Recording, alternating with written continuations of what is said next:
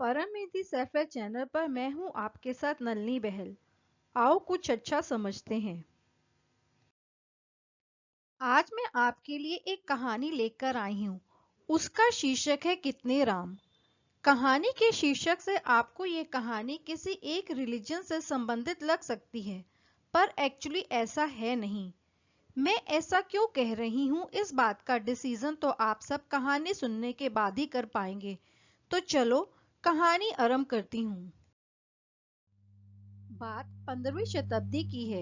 एक बार कबीर दास हमेशा की तरह अपने काम में मग्न होकर राम नाम रट रहे थे। तभी उनके पास कुछ तार्किक व्यक्ति आते हैं।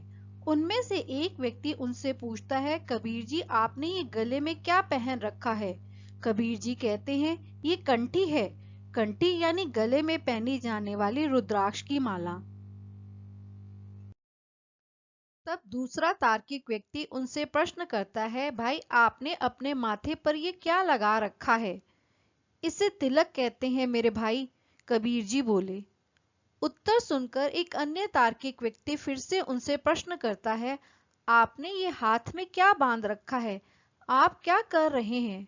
ये सुनकर कबीर जी उन लोगों को कहते हैं, मैं राम राम रट रहा हूँ। गुरु जी की आज्ञा है, राम नाम के भीतर सकल शास्त्र पुराण श्रुति का सार है, इसलिए मैं राम नाम जप रहा हूँ। यह सुनकर उनमें से एक व्यक्ति फिर कहता है, अच्छा तो तुम राम नाम जपते हो, तो फिर तुम राम का भजन करते हो। हाँ, मैं श्री राम का भजन करता हूँ, कबीर जी उससे बोले। तो फिर कौन से राम का भजन करते हो। उस व्यक्ति ने कबीर जी से अगला प्रश्न किया। कौन से राम, क्या राम भी बहुत सारे हैं। कबीर जी उस व्यक्ति से ही प्रश्न कर उठते हैं। तो उनमें से एक व्यक्ति बोल उठा, लो इन्हें यह तो पता नहीं कि कौन से राम का भजन करते हैं, और लग गए भजन करने। जिसे यही नहीं पता कि राम कितने प्रकार के हैं, तो भजन का क्या फल। अब ये कहकर वे तार्किक व्यक्ति वहां से चलने को हुए, और जाते जाते वे कबीर जी को एक दोहा भी सुना गए। दोहा। एक राम दशरथ का बेटा, एक राम घटघट में लेटा, एक राम का सकल पसारा, और एक राम सभी से न्यारा, इनमें से कौन सा राम तुम्हारा। अब कबीर जी सोचने लगे कि मुझे तो ये पता ही नहीं है कि राम भी बहुतेरे हैं। मैं तो केवल यही जानता हूँ कि एक ही राम है। ये अच्छा संशय मेरे मन में डाल गए हैं। पूछते हैं, कौन से राम का भजन करते हो। वे जब ये अपने मन में ही सोच रहे थे, तो तभी उन्हें अपने गुरु जी की कही बात याद आ जाती है। गुरु जी ने कहा था, कोई संशय हो तो उसका निवारण अवश्य कर लेना। तब कबीर जी ने सोचा, मुझे इस संशय का निवारण अपने गुरु जी के पास जाकर ही करना चाहिए। बस फिर क्या था, कबीर जी पहुंचे अपने गुरु जी के पास। गुरु जी को प्रणाम कर एक और हाथ बांधकर खड़े हो गए। कबीर जी को देखकर गुरुजी बोले, आओ कबीर क्या बात है। तब कबीर जी बोले, गुरुजी एक अजीब सा संशय चित्त में आ गया है। कौन सा संशय। गुरुजी ने पूछा। कुछ तार्किक विद्वान मेरे पास आए थे। मैं बैठा आपकी आज्ञा से राम नाम का भजन कर रहा था। तब वह मुझसे पूछने लगे, क्या कर रहे हो कबीर। मैंने कहा, राम राम रट रहा हूँ। फिर वे पूछने लगे, कौन से राम का भजन कर रहे हो। तब मैंने उनसे पूछा कि क्या राम भी बहुत सारे होते हैं। तो वे मेरे इस प्रश्न के उत्तर में मुझसे बोले हाँ, और जाते जाते मुझे एक दोहा सुनाकर चले गए। गुरुजी ने पूछा, कौन सा दोहा सुनाकर गए हैं वे। कबीर जी बोले, दोहा। एक राम दशरथ का बेटा, एक राम घटघट में लेटा, एक राम का सकल पसारा, एक राम सभी से न्यारा, इनमें से कौन सा राम तुम्हारा। ये सुनकर गुरुजी बहुत खुश हुए और बड़े जोर से हंसने लगे। हंसते हुए कबीर से कहने लगे, बेटा ऐसी बात करने वाले एक दिन नहीं, तुम्हारे जीवन में जीवन भर आएंगे, पर तुम्हें सजग रहना होगा। देखो ये सृष्टि विविधमयी है, जिसकी आंखों पर जैसा चश्मा चढ़ा होता है उसको भगवान का वैसा ही रूप दिखाई देता है। कोई परमात्मा को ब्रह्म कहता है, कोई परमात्मा कहता है, कोई ईश्वर कहता है, कोई भगवान कहता है, कोई अल्लाह कहता है। लेकिन अलग अलग नाम लेने से परमात्मा अलग अलग नहीं हो जाते। इसलिए जो राम दशरथ जी का बेटा है वही राम घटघट में भी लेटा है। उसी राम का सकल पसारा है और वही राम सबसे न्यारा भी है। लेकिन एक बात है इस दोहे में, एक राम चारों पंक्तियों में है और वे अलग अलग ना होकर एक ही है। तो बेटा अब तुम बताओ इस दोहे का अर्थ क्या है।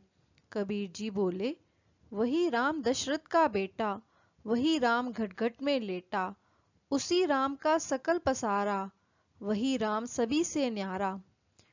तब गुरुजी ने कबीर को आगे समझाते हुए कहा, जब राम सभी जीवों के भीतर विराजमान है तो सबके घटघट में भी वही राम व्यापक हुआ ना।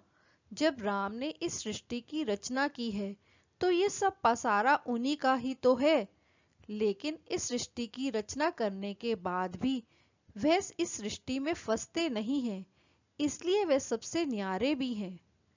पर जब कोई भगत उनको पुकारता है, कोई मनुष्य रूपा जब प्रार्थना याचना निवेदन करता है तो वही निराकार परमात्मा साकार रूप में देह धारण कर प्रकट भी हो जाते हैं। जैसे वे दशरथ जी के घर में साकार रूप में प्रकट हो गए थे। तो बेटा इन चारों में कोई भेद नहीं है, ये चारों एक ही हैं। कबीर जी को तार्किक व्यक्तियों के दोहे का अर्थ गुरु जी ने अच्छे से समझा दिया। कबीर जी प्रसन्न होकर गुरुदेव जी से बोले, गुरुजी आपने बहुत कृपा की है जो मुझे ये सब बता दिया। अब मेरा इस विषय में कभी कोई संशय नहीं होगा। अपने गुरु जी से विदा लेकर कबीर जी अपने घर आ गए और अपने भजन सिमरन में लग गए। कुछ दिनों बाद वे सभी तार्किक व्यक्ति वहां से फिर गुजर रहे थे। तब उन सभी के मन में यह विचार आ रहा था कि हमने जो कबीर के मन में संशय डाल दिया था उसके कारण तो अब तक कबीर की कंठी माला सब छूट गई होगी। चलो उनके घर चलकर देखा जाए। कबीर जी के घर पहुंचकर उन्होंने देखा कि कबीर जी तो पहले की ही भांति बैठे राम राम रट रहे हैं। ये देखकर उनमें से एक व्यक्ति ने पूछा, क्यों कबीर, तुमको पता चल गया कि तुम कौन से राम का भजन करते हो।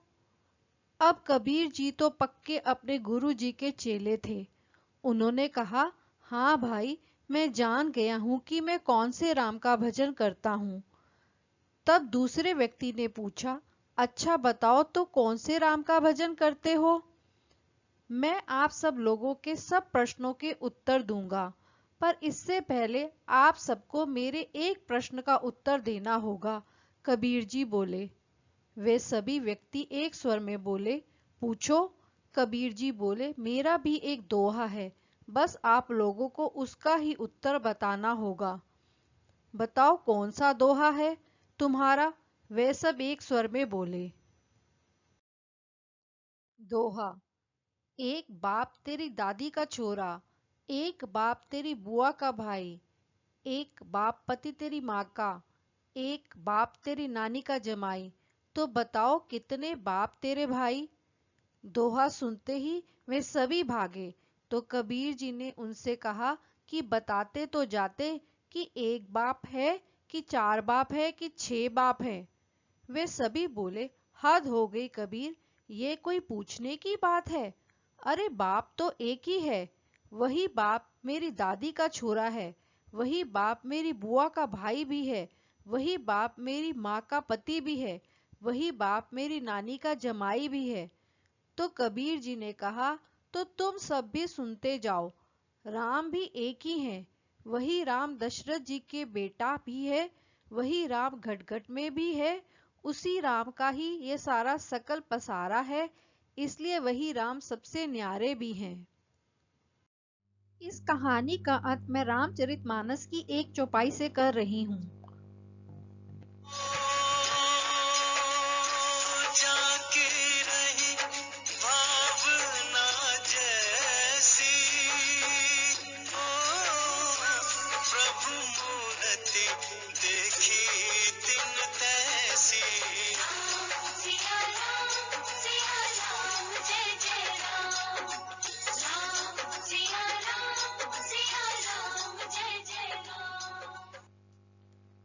इस चौपाई का अर्थ है जिसकी जैसी भावना होती है उसे उसी रूप में भगवान दिखते हैं। तो दोस्तों, आपने देखा ये कहानी हमें सिखाती है ईश्वर एक है, पर आज हर कोई ईश्वर को अपने अपने चश्मे से देख रहा है और ये चश्मा बना है देश, जाति और परिवार से मिलकर। एक्चुअली होता यह है कि व्यक्ति अपने पिछले कर्मों के अनुसार जिस देश, जाति और परिवार में जन्म लेकर बड़ा होता है, वह उसी देश, जाति और परिवार की परंपराओं और मान्यताओं के आधार पर ईश्वर को जानने लग जाता है। किंतु संसार के सभी संतों ने एक मत से एक स्वर में कहा है ईश्वर एक है। इस यूनिवर्सल ट्रुथ को आप एक एग्जाम्पल के थ्रू बड़ी सरलता से समझ सकते हैं। यदि मैं आपसे पूछूं कि प्यास लगने पर आप क्या पीते हैं, तो आपका जवाब होगा पानी। इसी पानी को संसार में अलग अलग भाषाओं में अलग अलग नामों से पुकारा भी जाता है, पर क्या अलग अलग नामों से पुकारे जाने के बाद पानी के स्वरूप या उसके गुणधर्म में कोई परिवर्तन होता है? नहीं ना। ठीक इसी प्रकार ईश्वर को अलग अलग नामों से पुकारे जाने के बाद भी उस ईश्वरीय सत्ता में कोई परिवर्तन नहीं होता। चलते चलते मैं बस आपसे यही कहूंगी, ये ज्ञान वही है पर सोच नई है। तो दोस्तों, आपको ये कहानी कैसी लगी? आप मुझे नीचे कमेंट सेक्शन में लिखकर अवश्य बताएं। और हाँ, आप मेरे चैनल को लाइक, सब्सक्राइब और शेयर करें ताकि मैं आपके लिए ऐसी ही नॉलेज से भरपूर वीडियो लाती रहूं। इस वीडियो में बस इतना ही। मैं मिलती हूँ आपसे ज्ञान से भरपूर नेक्स्ट वीडियो में। Till then take care and stay healthy.